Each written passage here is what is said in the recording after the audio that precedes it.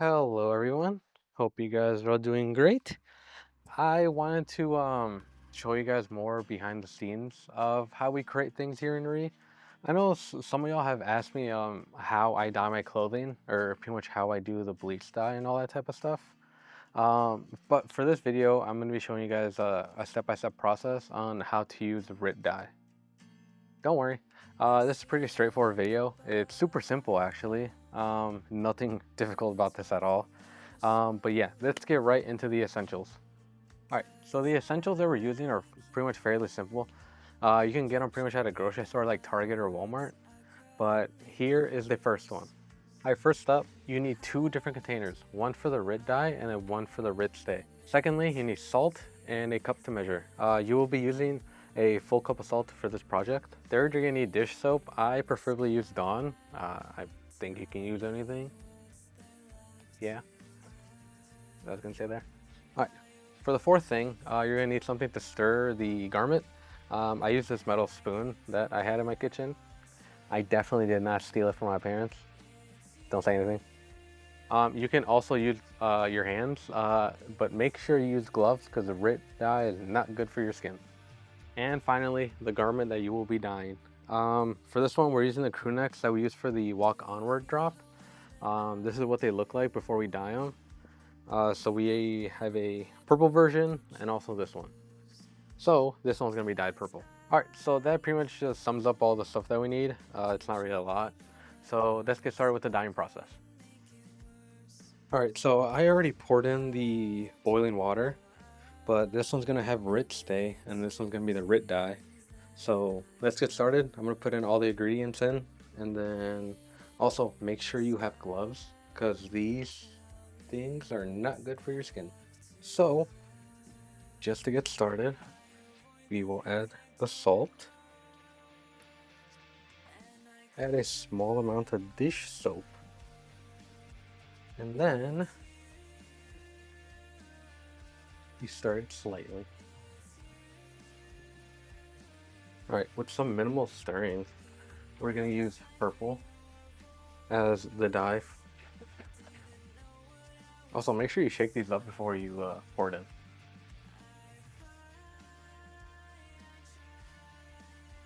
Then you stir this as well. One quick tip is depending on how heavy your garment is, you either use half the bottle or the full. That's how we usually do it. For the Garden of Re shirts, we use half the bottle because it's not even like a full pound. That is decently stirred. Now let's put the crew neck in there. Some mentioned that you should like wet the garment before you put it in. I kind of just leave it there dry, but it might be preference, I don't know. But yeah, I do it this way. So let's open this up and then slowly put it in. And this is where you need gloves, by the way. And sometimes the garment will push up, as you can see. This is mostly because like air bubbles start forming inside, so you kind of just have to hold it down and wait for the air bubbles to go away. So we pretty much do this for 15 minutes, and then you just slowly have to stir it. I would say every 5 minutes, but it also depends on how big your container is, because obviously this one's really small.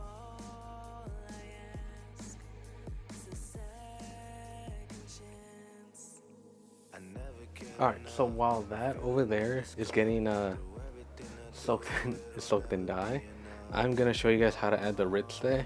Alright, so this is the Rit color stay.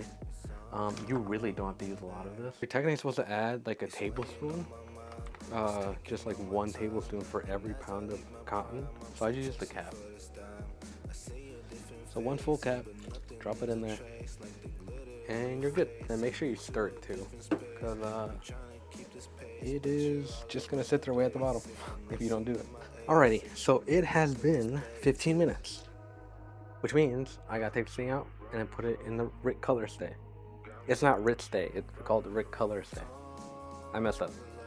That's fine, that's totally fine. no worries. When you take this out, make sure you're squeegee or not squeegeeing, but you're like squeezing out the excess uh, water that's on there.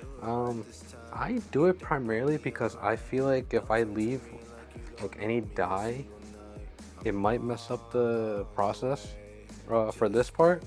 So I would say squeeze out any excess water as best you can. It might not mess it up, but that's just me being overly cautious. So let me do that really quickly and then put this in there, and then I leave it there for 30 minutes, 15 to 30 minutes, kind of just depends in my opinion, but let me do that really quickly. All right, so I squeezed this out the best that I could. Now we put it in. Nice. No, I didn't get anything on the floor. That's why I'm happy.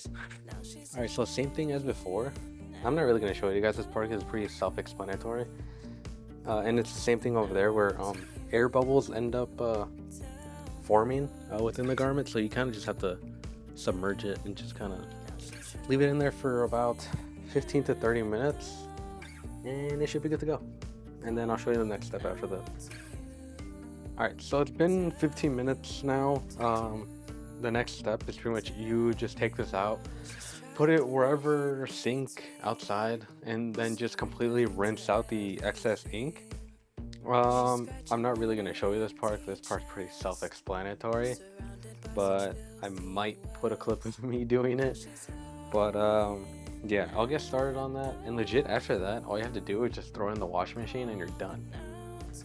Yeah, it's really that simple. All right, 1 second. All right, so here's a little snippet of what I was talking about. But as you can see, if I squeeze it, you'll see all this purple liquid coming out. That is not good. If you put this in a washer with all your other clothes, your clothes are gonna end up turning purple. So what we have to do is pretty much just rinse it out until the water is clear, completely clear. But you can legit get it to a point where it's slightly clear. Throw into the washing machine, do like a little speed wash, and then that should cover it. But don't quote me on that. I'm not responsible for you dyeing your stuff in a different color. But let's get started with this. I'll show you what I mean. All right, so I pretty much got a good amount of the excess ink off. This took around like 15-ish minutes, maybe a little bit more. It all really depends on how heavy your garment is. If it's like a typical 6-ounce t-shirt, I'd probably take like 10 minutes. I'm not gonna lie. But yeah, these things are pretty heavy duty, so it took me longer. So we're gonna go on to the next step. All right, so here is the final step. You just throw it in the washer. I use, depending on which washer you use, I typically use speed wash for this this last part. It's like a 15-minute wash. I do it at least once or twice just to fully flush out leftover ink. It doesn't really mess this up, at least I hope it doesn't. But yeah, other than that, it's pretty easy. It's not that difficult to pretty much dye clothing. You just need a good decent amount of space. But yeah, throw it in there, turn it on, speed wash, and you're good to go. After that, I would air dry it. Don't dry it in the dryer. I would legit let it air dry. To me, that works better. Yo, calm down. Yeah, to me that works better. Yeah. Hey guys, so thank you guys for sticking around this long. Hopefully I clarified everything, and hopefully it wasn't really a tough process for you. But here is the crew neck. Purple dyed. Came out really well actually. And it's still wet, but other than that, if you guys have any questions, let us know in the comments down below.